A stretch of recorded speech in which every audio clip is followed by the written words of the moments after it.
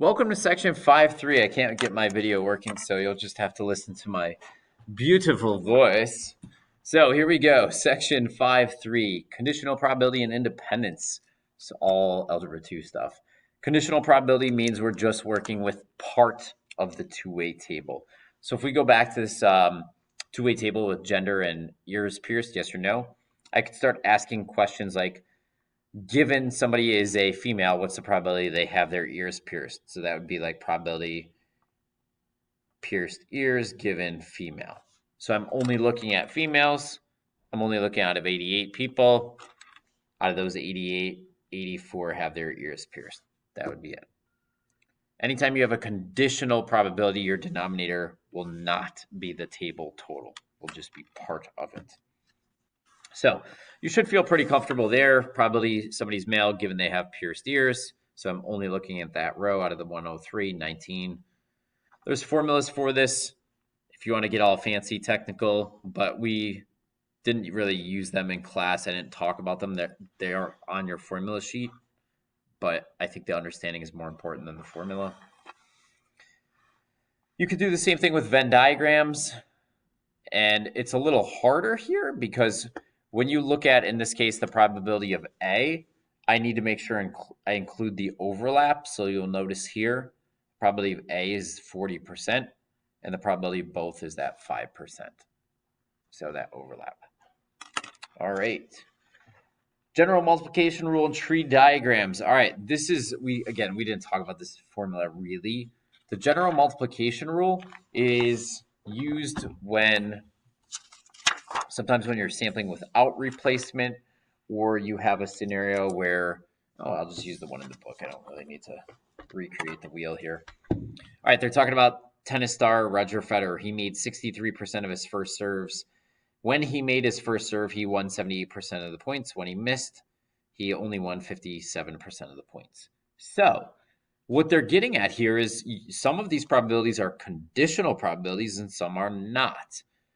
The 63% is not a conditional probability. The 78 and the 57 are, because they're based on him making his first serve or missing it. So when you set up the tree diagram, you have to understand the first set of branches is not conditional probabilities, 63 and 37%. He makes it or he doesn't. Those are complements.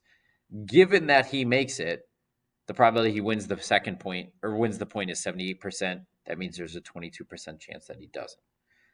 Given that he missed the first serve, now there's a 57% chance he wins that second point, but a 43% chance that he doesn't.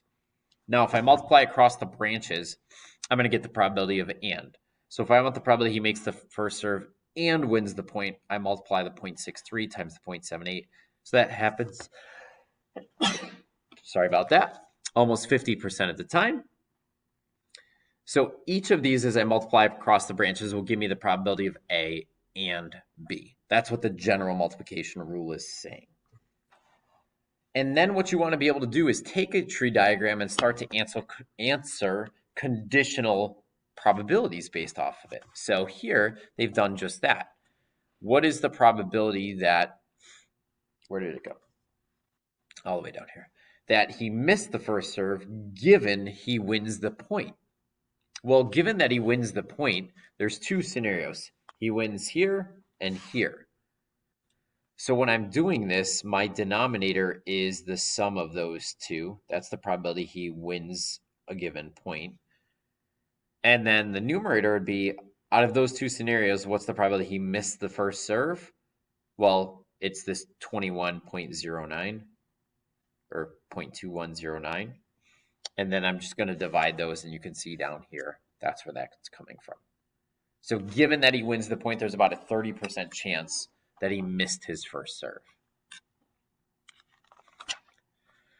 Okay, then, I mean, you can get into like 3 tiers to begin with. I mean, the tree diagrams can come in a variety of forms as far as the question goes, like the context. But ultimately, when you're setting it up, the first set of branches is not a conditional probability. The second column is. Like, given the person's age is 18 to 29, do they visit a video sharing site? Yes or no? That's what you want to be able to focus on when you're creating the tree diagram. Once it's created and you multiply across the branches, hopefully it should be it should be easier to start answering conditional probabilities based off of that. So if we highlight this one, what's the probability somebody's 18 to 29 given they visit a video sharing site?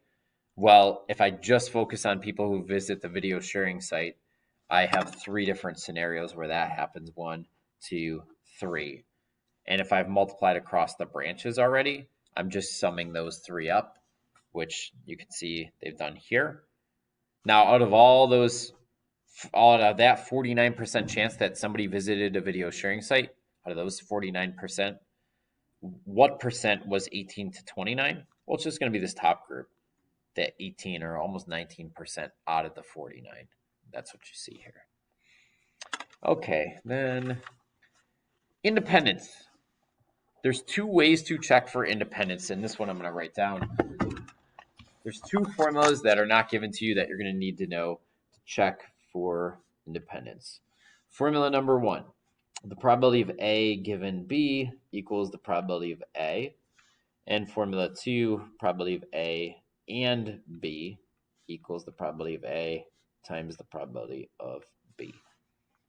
You don't need to check both. As long as one of these is true, then the events are independent. So if I take a look at this 2-way table, say I'm looking at male and left-handed. Are the events being male and left-handed independent? So I can set this up a couple of ways. If I use this first formula, I could say the probability male given left-handed, does that equal the probability of being male? Okay, given they're left-handed, there's 10 people. Out of those 10, 7 are male. So this probability would be 7 out of 10 or 0.7. What's the probability somebody is just male in general? There's 46 out of 100 people that are male. 46 out of 100 is 0.46. It's obvious these are not equal. That's the question I'm trying to answer. So I would say the events being male and left-handed are not independent because this. Because basically, if the events are independent, knowing that one thing happened doesn't give us any more information about the other. It doesn't change the probability. So knowing that somebody is left-handed, they're much more likely to be male, 70%, than just overall what the probability is that somebody's going to be male. All right, if I use the other formula, the probability of male and left-handed equals the probability of male times the probability of left-handed. Male and left-handed, that's the intersection. That's going to be 7 out of 100, or 0.07. The probability somebody is male, 46 out of 100, times the probability somebody is left-handed, 10 out of 100. 460 out of a big number. I think that's like 0.046. Don't quote me on that. But these are not equal. So either way, it doesn't matter if the decimals you get are the same. If the events are independent, you will get the same number no matter what way you set it up. All right, so that goes over proving independent events. That's special rule. Oh, at least once. At least once, yes. All right. If I'm checking, say, 5 people and 20% of people have type B negative blood, and I want to know what's the probability at least one has B negative blood, this would be 1 minus the probability of none. So the probability of at least 1. So this would be 1 minus, if 20% do have type B negative blood, that means 80% don't. Each person's blood type is independent of the next, so that's why I'm multiplying 0.8 times 0.8 to the 5th. I have no idea what this is off the top of my head, nor do I care, but that would be my answer. Now, we have since learned how to do binomial random variables, and that's another way that you could tackle this. So let's jump in there. Okay. Oh, that's not in this chapter at all. It's the next chapter. How exciting. Okay, so that's it for section 5.3.